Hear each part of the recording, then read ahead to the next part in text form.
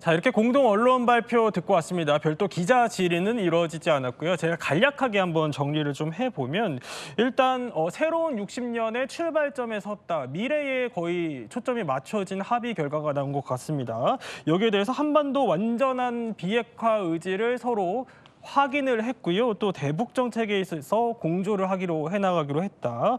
여기에 더해서요. 1942년에 벌어졌던 일인데 조세희 탄광 수몰 사고와 관련해서 여기 유해 신원 확인을 위한 DNA 감정을 서로 추진하기로 했다라는 합의 결과가 전해지고 있습니다. 자, 남 교수님 보시기에는 이번에 가장 눈길 끌었던 합의 결과는 뭐라고 보십니까? 일단은 양 정상이 공동 언론 보도문을 발표했다라는 점입니다. 사실 제가 지난주도 한중 정상회담을 라이브로 한 2시간을 했는데 그 당시에 8년 만에 국빈 방중이었죠. 네. 그래서 중국이 인민대의사당에서 21발의 예포를 쏘면서 환대를 했습니다만 공동 성명, 공동 보도문, 공동 언론 발표문이 없었습니다. 아, 한중 때는? 네. 그만큼 이제 한중 간에 뭐 이견도 있고 이슈도 좀 무거운 측면이 있죠. 네. 그런데 이번 한 주 만에 이루어진 한일 정상회담은 뭐 다카이치 총리의 오모테나시 환대 외교가 빛을 발한 그런 정상회담이 아니었나. 그래서 또 공동 언론 보도문을 발표하다 보니까 뭐 양측이 정말 소통을 훨씬 한중 간보다 좀 잘하는 느낌을 받은 것은 분명합니다. 다만 발언의 내용을 보면 역시 또 한일 간에도 약간은 차이가 있다고 봅니다.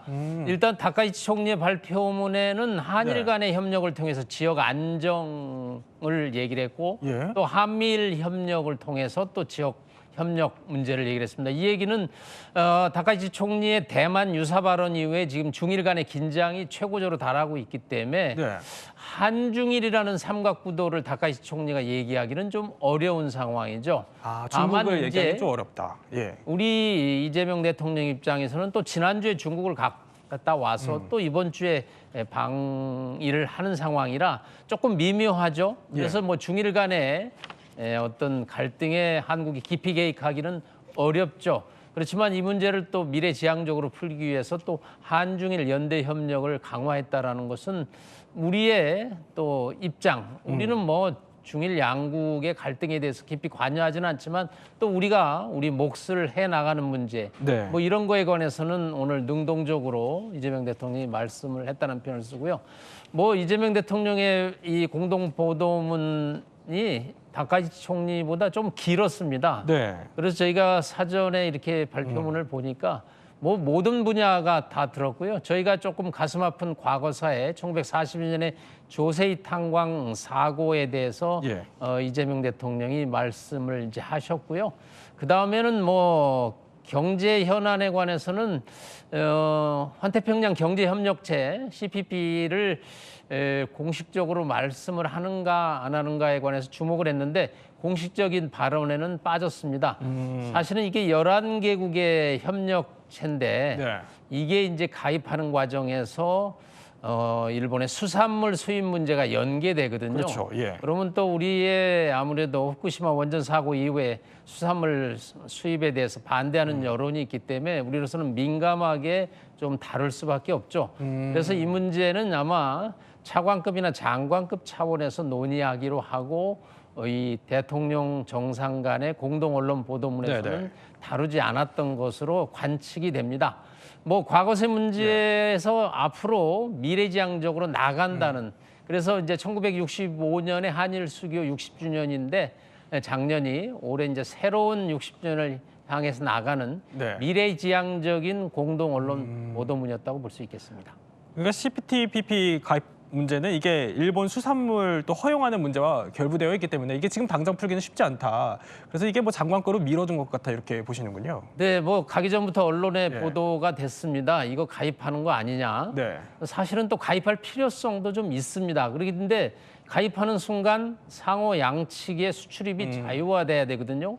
그러면 일본에서는 당연히 지금 중국에서 일본 수산물을 막고 있습니다. 그러면 일본 입장에서는 한국의 수산물을 수출해야 되는 문제가 있는데 우리 입장에서 아직은 후쿠시마 원전 사고의 그런 문제를 극복하고 수산물을 수입할 수 있겠느냐에 관해서 국내 여론이 조금 갈리고 있기 때문에 그런 문제는 실무 차원에서 논의하는 것이 바람직하다라고 합의를 했던 것으로 추정이 됩니다. 우리 남 교수님 설명이 이제 이거예요. 그러니까 일본 입장에서는 뭐 한미일 그리고 뭐 한일 이런 걸 거론하는 게 거리낌 없지만 중국을 껴서 거론하기엔 지금 일본 상황이 쉽지 않은데 이재명 대통령은 그래도 한중일을 거론했다 이 말이거든요. 그러니까 어떻게 보면 일본 입장에서는 이번 정상회담에서 중일 갈등 사이에서 좀 우리 일본 편을 들어달라 이렇게 우리한테 요구를 했을 것 같아요. 네. 보면은 이 대통령이 그런 중국과 일본 사이에서 줄타기를 좀 잘하고 있다 이렇게 보십니까?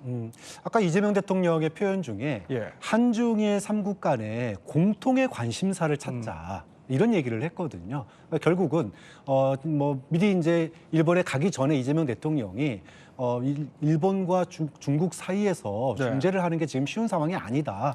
오히려 양쪽에서 뺨 맞을 수 있다. 뭐 이런 얘기를 했고 결국 이제 일정하게 선을 거놓은 상태예요. 그러면 우리가 해줄 수 있는 건 뭐냐?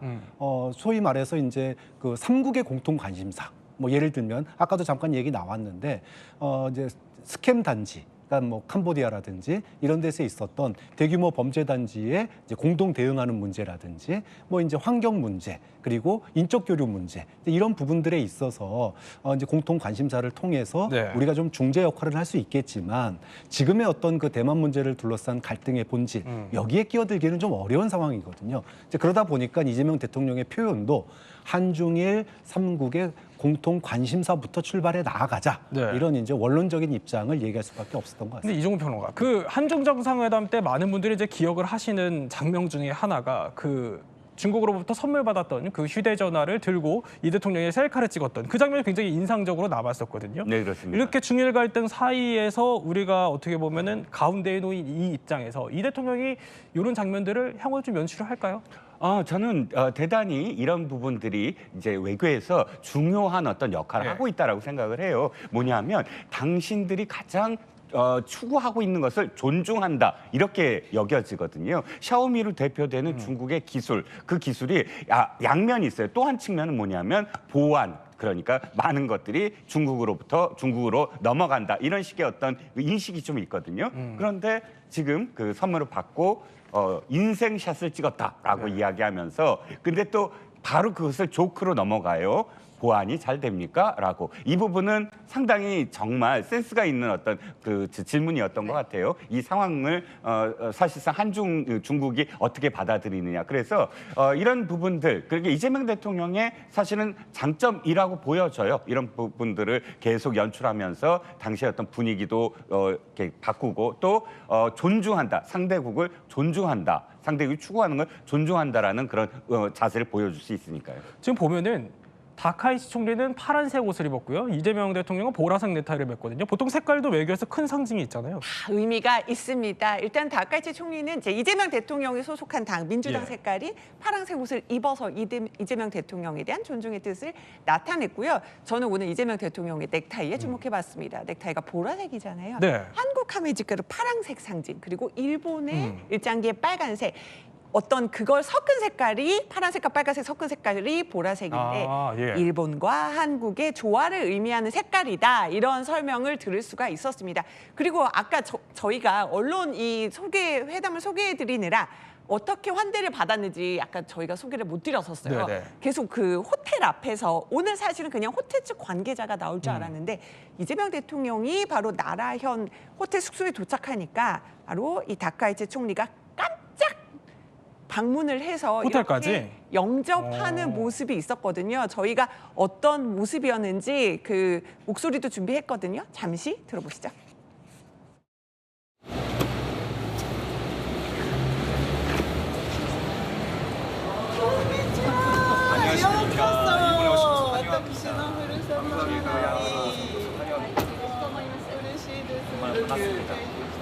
벽을 깨가지고 환영해 주시면 저희가 온줄 바를 모르겠습니다.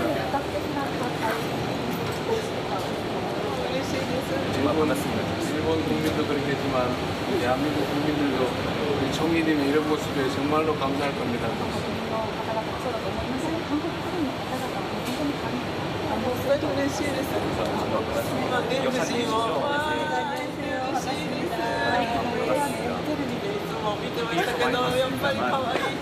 아름다신 것 같습니다.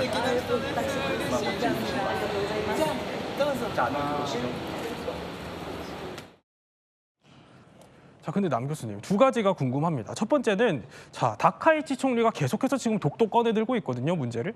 그럼 이러면 이걸 언제까지 덮고 갈 수 있지는 않잖아요. 사실 다카이치 총리가 굉장히 환대를 했지만 예.